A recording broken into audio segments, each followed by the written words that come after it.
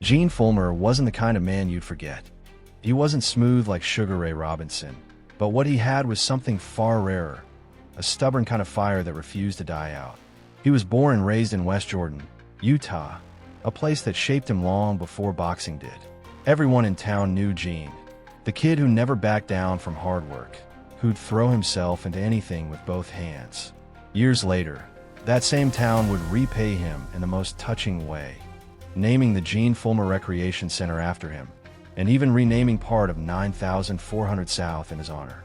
To West Jordan, Gene wasn't just a champion, he was their champion. Gene started his professional boxing career in 1951, and right from the start, he came out swinging. He won his first 29 fights, 19 by knockout. He wasn't the kind of fighter who danced around the ring. He fought like a man breaking down a wall. Every punch looked like it came from somewhere deep. Maybe from those long Utah days. Maybe from the belief that nobody was better than him at what he did. Behind him stood Mar Jensen, his manager and mentor. Mar wasn't just about boxing. He was about building men. He took local kids under his wing, teaching them not just to throw punches, but to stand tall in life. Together, Gene and Mar became something like a symbol for West Jordan, raw, honest, and fearless.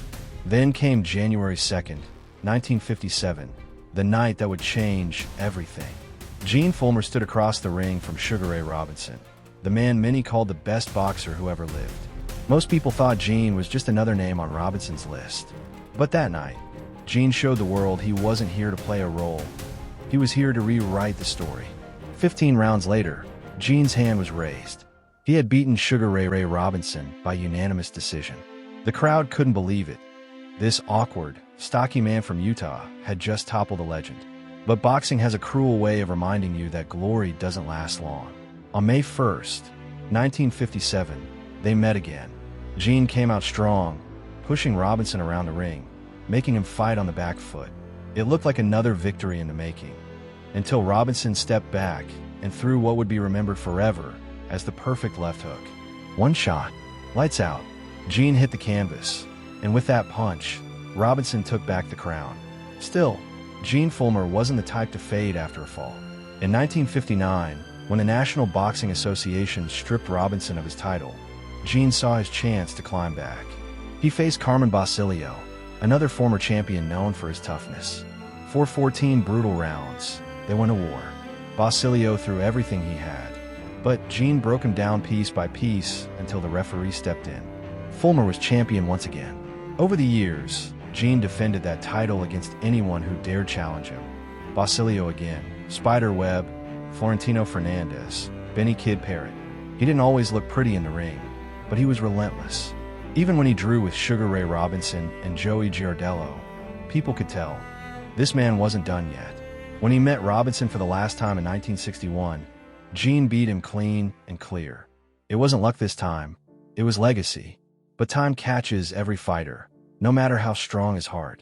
In 1962, Gene lost the middleweight crown to Dick Tiger, a powerful and respected champion for Nigeria. They fought again the following year, ending in a draw, and once more in August. But this time, Tiger stopped him in the 7th round. That fight marked the end of Gene Fullmer's long, proud road in the ring. He walked away with a record that spoke for itself. 55 wins, 6 losses, and 3 draws. But numbers never told the full story.